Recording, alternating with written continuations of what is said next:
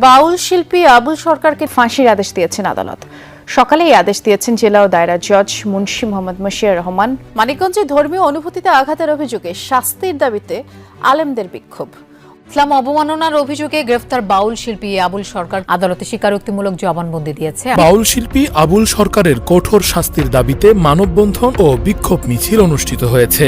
বাউল শিল্পী আবুল সরকারকে সর্বোচ্চ শাস্তি ফাঁসির দাবিতে কিন্তু আমার পিছনেই ঠিক দেখতে পাচ্ছেন মানুষ কিন্তু এখানে জড়ো হয়েছে, তৌহিদি জনতা। একজন মুসলিম হিসেবে একজন মুসলমানের সর্বোচ্চ জানমাল এবং ইজ্জতের চাইতে বেশি মূল্যবান হচ্ছে আল্লাহ এবং তার রাসূলের সম্মান এবং মর্যাদা। মানে ধর্মের উপরে আঘাত, এটা তো মুসলমান কোনোভাবেই মানবে না।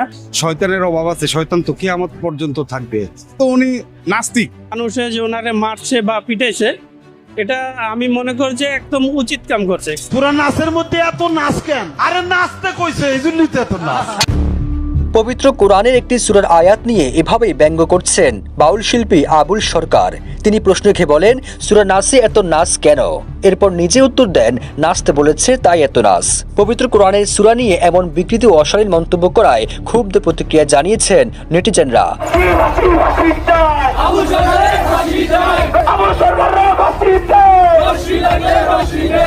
আসসালামু আলাইকুম প্রিয় দর্শক এইমাত্র পাওয়া গরম খবর। দর্শক শ্রোতা, ধর্মকে নিয়ে অবমাননা করায় গ্রেফতার করেছে বাউল শিল্পী বাবুলকে। দর্শক, তার কি ফাঁসি হবে নাকি যাবজ্জীবন জেল? দর্শক, তার কি শাস্তি হতে চলেছে দেখতে পারবেন পুরো ভিডিওটি দেখলেই। দর্শক, ভিডিওটি খুবই গুরুত্বপূর্ণ, তাই বলছি সম্পূর্ণ ভিডিওটিকেও স্কিপ করবেন না। এবং যারা এমন নিত্য নতুন আপডেট খবর দেখতে পছন্দ করেন তারা অবশ্যই চ্যানেলকে সাবস্ক্রাইব করে আমাদের সাথে থাকবেন।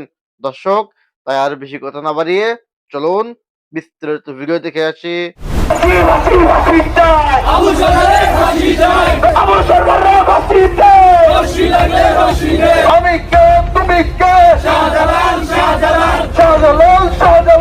একজন মুসলিম হিসেবে একজন মুসলমানের সর্বোচ্চ জানমাল এবং ইজ্জতের চাইতে বেশি মূল্যবান হচ্ছে আল্লাহ এবং তার রাসূলের সম্মান এবং মর্যাদা।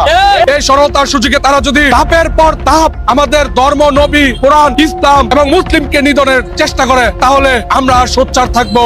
নরসিংদীতে বাউল শিল্পী আবুল সরকারের কঠোর শাস্তির দাবিতে মানববন্ধন ও বিক্ষোভ মিছিল অনুষ্ঠিত হয়েছে। বৃহস্পতিবার সকাল 11টায় নরসিংদী সরকারি কলেজের মেইন গেট এলাকায় এই মানববন্ধন আয়োজন করা হয়। আবুল সরকারকে অনতিবিলম্বে তার সর্বোচ্চ শাস্তি মৃত্যুদণ্ড কার্যকর করে। কলেজের শিক্ষার্থী, সাধারণ মানুষ এবং নানা শ্রেণী পেশার মানুষের উপস্থিতি মানববন্ধনকে বড় আকার দেয়। বক্তারা অভিযোগ করেন, আবুল সরকার আল্লাহ তাআলাকে নিয়ে অবমাননাকর মন্তব্য করেছেন। তাদের দাবি, এ ধরনের বক্তব্য ধর্মীয় অনুভূতিতে আঘাত করে, তাই আইনি প্রক্রিয়ার মাধ্যমে দ্রুত বিচার নিশ্চিত করার আহ্বান জানান তারা। কিছু বাউল ফাউল নাস্তিক বাম রামদের এই ধরনের প্রকাশ্যে আল্লাহ এবং তার রাসূলের বিরুদ্ধে কটূক্তি করে তাদেরকে বাংলাদেশে যদি পার পেয়ে যেতে দেওয়া হয়, তাহলে সুতরাং এই ধরনের কার্যক্রম কন্টিনিউয়াসলি করার মাধ্যমে দেশকে অস্থিতিশীল পরিস্থিতির দিকে নিয়ে যাবে। সুতরাং প্রশাসন এবং সরকারকে বলবো, অনতিবিলম্বে তারা যাতে এর সুস্থ তদন্ত এবং বিচারের মাধ্যমে দৃষ্টান্ত স্থাপন করে। তারা এই আমাদের মুসলিমদের আত্মাদেরকে তারা বিভিন্নভাবে কটূক্তি করছে। আরেকটা বিষয় হচ্ছে, আজকে যে কটূক্তি মহল কোরআনকে অবমাননা করেছে, আল্লাহকে অপমাননা করেছে, নবীকে অপমাননা করেছে, তাদেরকে তারা কাদের ছত্রছায়ায়, কাদের ইশারায়, কাদের হুঁশিয়ারিতে তারা এরকম অস্থিতিশীল বাংলাদেশ করতে চায়? আমি একটা কথা পরিষ্কারভাবে বলে দিতে চাই, আমাদের শাপলার রক্তের প্রতিশোধ কিন্তু এখনো নেওয়া বাকি। যদি আপনারা সিংহদেরকে জাগিয়ে তুলতে চান, এই বাংলার শাবাবদেরকে জাগিয়ে তুলতে চান, তাহলে সেই তিতুমির থেকে শুরু করে আজ পর্যন্ত আমাদের সকলের রক্তের বদলা আমরা নিব ইনশাআল্লাহ। মানববন্ধনে আরও দাবি উঠে, ধর্মীয় বিদ্বেষ বা উস্কানিমূলক কর্মকাণ্ড বন্ধে কঠোর আইন প্রণয়ন করা প্রয়োজন। অনেকে বলেন, সামাজিক যোগাযোগ মাধ্যমে ধর্মীয় বিষয়ের অপব্যবহার বেড়েছে, যা নিয়ন্ত্রণে কার্যকর নীতিমালা এখন সময়ের দাবি।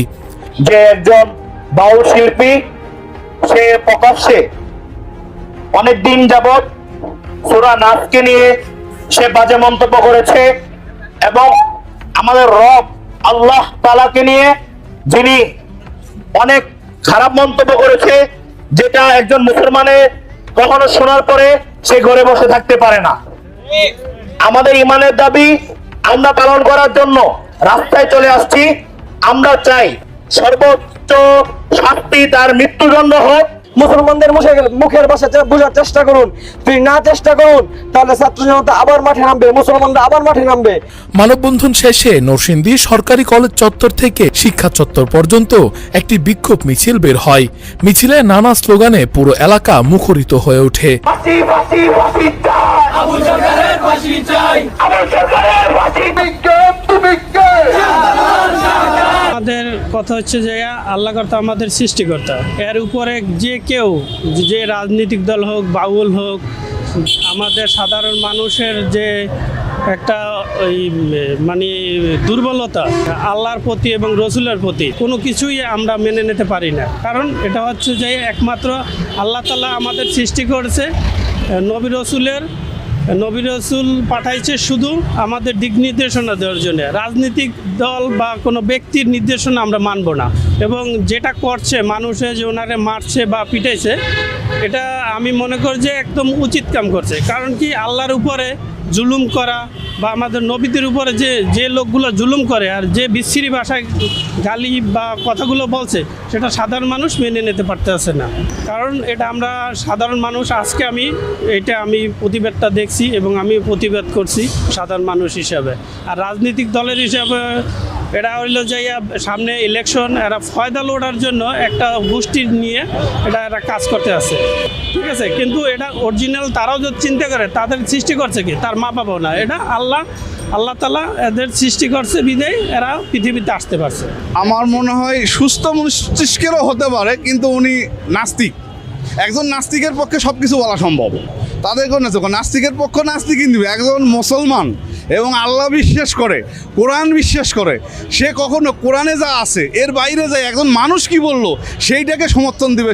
আমি কখনোই মনে করি না সে একজন খাঁটি মুসলমান এবং আল্লাহ এবং কোরআনের প্রতি তার বিশ্বাস আছে।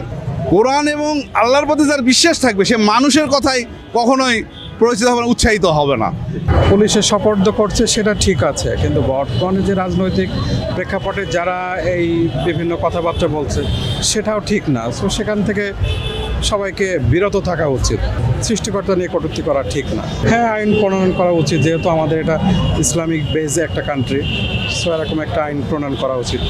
আর আমাদের ইসলামের ধর্মেও তো ওইভাবে উল্লেখ করাই আছে যে কোনো অন্য ধর্মকেও ছোট করে দেখা ঠিক না। আমাদের কান্ট্রি ইসলামিক হইলেও সব অন্য ধর্মের মানুষজন নিয়েই আমরা বসবাস করি, সো মেনে চলার জন্য একটা আইন করাই যায়। শয়তানের অভাব আছে, শয়তান তো কিয়ামত পর্যন্ত থাকবে। এই ধর্মীয় অনুভূতিতে আঘাত লাগলে এটা তো মনে করেন যারা ধর্মপ্রাণ এদের ওইসব মানুষের হৃদয়ে লাগে। গ্রেপ্তার করার জন্য অনেকেই প্রতিবাদ করছে, বাট ইসলামের দৃষ্টিতে যদি হাদিস কোরআনের দৃষ্টিতে যদি তার ভুল থাকে, যদি হাদিস কোরআন বা কোরআনের বাইরে যদি উনি করে থাকে, আশা করি তার শাস্তি হওয়া উচিত। এটা তো আপনারও জানার প্রয়োজন, আমারও জানাবো। আমরা যেহেতু মুসলিম কান্ট্রি, এখানে সবাই আমরা প্রায় 95 বা 90% মুসলমান। এখানে তো কোরআন সম্পর্কে বা হাদিস সম্পর্কে আমাদের এই 95% মানুষেরই জানা দরকার। রাজনৈতিক দলের নেতারা যা চাচ্ছে এটা বড় বিষয় নয়। এখানে তো আমরা 95% মুসলমানই, এবং রাজনীতি তো পরে বিষয়। মুসলমানের দেশে যদি উনি ভুল কিছু বলে থাকে, তাহলে তো কোরআন হাদিসে যেভাবে তার শাস্তি হওয়ার প্রয়োজন, আমি মনে করি সেটাই হওয়ার প্রয়োজন। এখানে শুধু একা ডিসিশন নেওয়ার তো প্রয়োজন না, এখানে তো 95% মানুষই ডিসিশন নেবে যে উনি আসলেই ভুল করছে কিনা। নেতারা পক্ষ নিচ্ছে তার, এটাকে আমি লজিক মনে করছি না যে নেতারা তার পক্ষ নিচ্ছে, বা এটা হয়তো অন্য কোনো বিষয়ে থাকতে পারে। আমি কিন্তু তার পক্ষ বিপক্ষে কিছু বলতেছি না বা বুঝতে পারছি না, এখানে আমার লজিক নাই যে নেতারা কেন কি তার পক্ষ বা বিপক্ষ নিচ্ছে, এখানে আমার এই লজিকটা নাই। আসলে জিনিসটাকে রাজনৈতিক পর্যায়ে নামাই বেশ ছিল, ঠিক আছে। এটা একটা রাজনীতি হয়তো ইস্যু হইতে পারে, এই কারণে হয়তো তারা এটাকে একটু ভিন্ন কিছু তৈরি করার জন্য চেষ্টা করতেছে, ঠিক আছে। এটা আলাদা একটা জিনিস, এটাকে আলাদাভাবে রাখাই উচিত ছিল, ঠিক আছে। এটাকে কোনো রাজনৈতিক ইস্যু হিসাবে তৈরি করা মনে হয় না যে ভালো কিছু বয়ে আনবে, ঠিক আছে। তো এটা নিয়ে আসলে বেশি বাড়াবাড়ি করা এটা ঠিক না। কিছু পক্ষ আছে যে এটাকে সামান্য একটা জিনিসকে তিলকে তাল মনে করে সমাজে একটা বিশৃঙ্খলা সৃষ্টি করার জন্য কিছু পক্ষ আছে তারা শুধু উত্তেজিত থাকে আর কি। এটাকে একটু ভিন্ন টাইপ উপস্থাপন করে জনগণের কাছে, ঠিক আছে। তো আমার দৃষ্টিকোণ থেকে মনে হচ্ছে যে এটাকে বাড়াবাড়ি না করে সহজ ভাষায় যেটাকে বলা হয়, খুব সহজ নিলে জিনিসটা খুব সহজ, আর যদি কঠিন পাবে না তাহলে কিন্তু খুব কঠিন, ঠিক আছে? তো এটাকে মানুষের মাঝে যত সহজ উপস্থাপন করা যায় ততটাই ভালো, সমাজের জন্য ভালো, সকলের জন্য মঙ্গল। মানিকগঞ্জের ঘিওরে আল্লাহ তাআলাকে নিয়ে যে কটূক্তি করা হয়েছে এবং তারই প্রতিবাদে কিন্তু জনগণ সবাই ফুঁসে উঠেছে। তো সেদিকে লক্ষ্য করি কিন্তু মানে যারা ধর্মপ্রাণ মুসলমান রয়েছেন তাদের সকলের মধ্যেই চাপা ক্ষোভ বিরাজ করছে। তো এই সময়টার মধ্যে এই নির্বাচনের আগ মুহূর্তে দিয়ে আমরা দেখতে পাচ্ছি যে বিভিন্ন রাজনৈতিক দলের নেতাকর্মী যারা রয়েছেন, যেমন আমরা কিছুদিন আগে মির্জা ফখরুলকে দেখেছি যে তিনি বলছেন যে এটা একটা ধর্মান্ধতা, এটা বলে যারা তৌহিদি জনতা আছে তাদেরকে কটাক্ষ করে এই কথাটাই তিনি বলেছেন। তো আমি মনে করি একজন মুসলমান হিসেবে মনে করি, আর উনি যেহেতু মুসলমান সুতরাং তার জায়গা থেকে এটা বোঝার বিষয় ছিল যে মানে ধর্মের উপরে আঘাত এটা তো মুসলমান কোনোভাবেই মানবে না।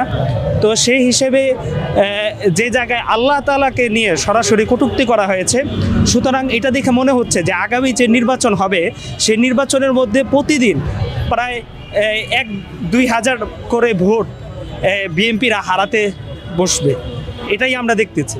কারণ মানে ইদানিং তাদের মধ্যে থেকে মানে ধর্মকে কটাক্ষ করে, এমনকি আমরা এনসিপির নেতাদেরকেও দেখেছি এবং তাদেরকে বয়কটের ডাকও দেওয়া হয়েছে। সুতরাং তারা নতুন রাজনৈতিক দলে এসে এবং তারা নিজেরাই মনে করতেছেন যে গণ অভ্যুত্থান তারাই ঘটিয়েছে, এটার মধ্যে কোনো দর্শক, আশা করি সম্পূর্ণ ভিডিওটি না এখানে দেখেছেন এবং এই ভিডিওটি থেকে আশা করি আপনারা অনেক কিছু বুঝতে পেরেছেন। দর্শক শ্রোতা, এই ভিডিওটি থেকে আপনার যদি কোনো মতামত থেকে থাকে তাহলে আপনার মূল্যবান মতামতটি অবশ্যই কমেন্ট করে জানিয়ে যাবেন। আজকের ভিডিওটি পর্যন্তই, দেখা হবে পরবর্তী ভিডিওতে। সে পর্যন্ত ভালো থাকুন, সুস্থ থাকুন, আল্লাহ হাফেজ।